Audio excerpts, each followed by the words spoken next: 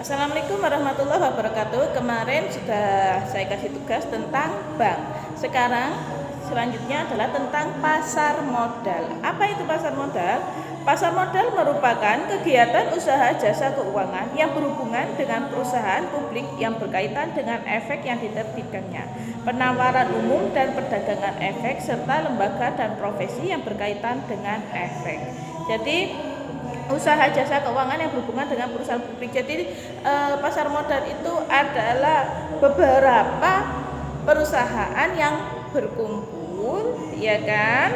Jadi maksudnya publik itu beberapa perusahaan yang berkumpul dan melakukan penawaran umum, ya. Entah itu nanti ada perdagangan efek, lembaga profesi dan yang lain sebagainya. Selanjutnya, karena kalau pengertiannya kalian nggak paham, maka saya terangkan apa saja produk-produknya pasar modal. Yang pertama adalah saham. Ya, kalian pasti tidak asing dengan kata saham. Saham itu sama dengan uang, ya. Tapi maksudnya gimana? Saya bacakan dulu. Saham adalah tanda bukti kepemilikan atas suatu perusahaan.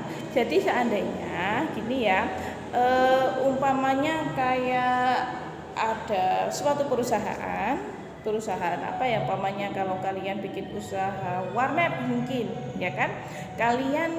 Teman kalian mau membuka usaha warnet, dia tidak cukup modal untuk membuka usaha tersebut.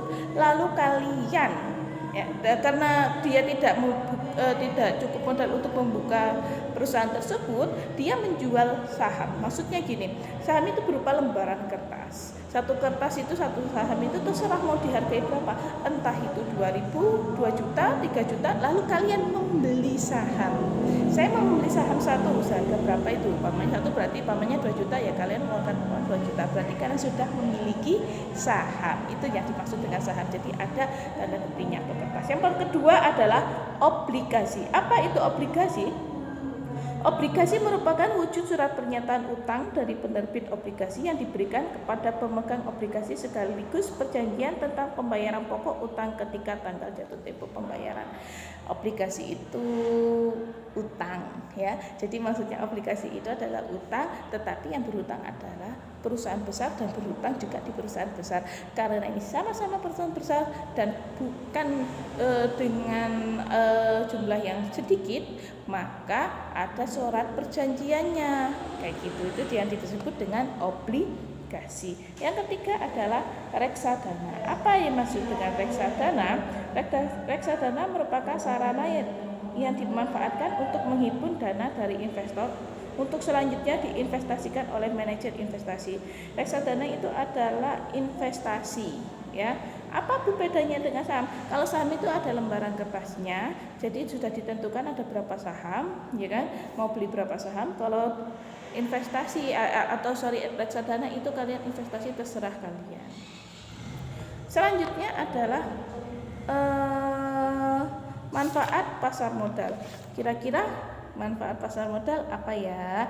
Itu kalian cari di Google apa manfaat tidak jadi cari di Google, akan saya bacakan lalu kalian terangkan sendiri di buku, ya. Ini nanti dicatat dari pertama, kalau ada tugasnya dicatat juga, ya. Jadi semuanya dicatat apa yang saya omongkan. Manfaat pasar modal: 1. Menyediakan alternatif sumber pendanaan bagi dunia usaha. Maksudnya gimana? Kalian cari sendiri. 2. Penyebaran kepemilikan perusahaan bagi masyarakat luas. Sama, kalian cari sendiri maksudnya. 3. Transparansi perusahaan untuk menciptakan iklim usaha yang sehat. Kalian cari sendiri. 4. Memberikan wahana investasi bagi investor. Dan 5. Menciptakan lapangan kerja profesi yang di bidang pasar modal. Itu kalian cari sendiri maksudnya gimana? Bukan cari ya, kalian karang sendiri, kalian jabarkan sendiri. Itu adalah tentang pasar modal. Sekarang terakhir adalah pegadaian.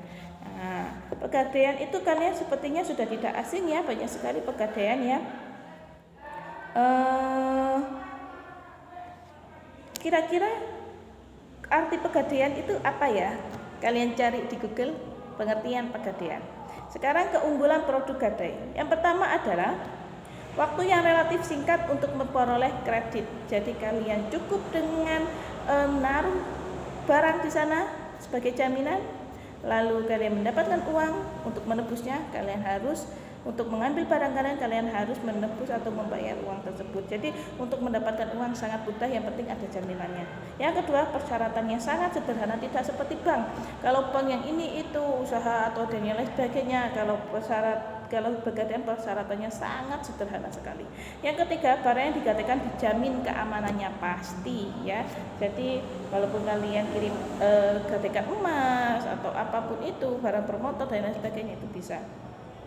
Besarnya jumlah pinjaman tergantung dari harga barang yang kalian gadaikan tadi. Barang jaminan apa saja yang bisa digadaikan? 1. Perhiasan emas dan berlian. 2. Kendaraan. 3. Barang elektronik. 4. Mesin-mesin. Dan 5. Peralatan rumah tangga. Tapi kalau kayaknya peralatan rumah tangga itu sudah jarang sekali ya. Terus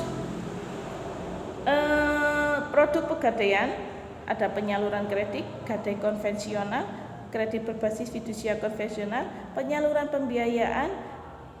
Produk pegadaian yang pertama adalah penyaluran kredit. Penyaluran kredit ini dibagi lagi, ada gadai konvensional dan kredit berbasis fidusia konvensional.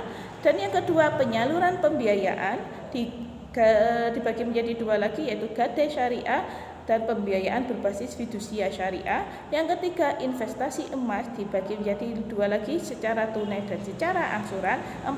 Aneka jasa, yaitu jasa taksiran, jasa titipan, jasa sertifikasi batu mulia, dan jasa lain-lain seperti multi payment online dan jasa kiriman uang. Ini adalah materi terakhir tentang pengenalan etika profesi. Minggu depan kita akan ulangan etika profesi. Ya, sekian dari saya. Ini nanti dicatat semuanya. Kalau ada pertanyaan tadi, kalau harus dijabarkan, kalian jabarkan, kalian foto lalu kalian taruh di Google Classroom. Kalau kalian tidak bisa mengirim lewat Google Classroom, bisa dikumpulkan hari Sabtu semua tugasnya. Sekian dari saya. Kita ketemu lagi minggu depan. Wassalamualaikum warahmatullahi wabarakatuh.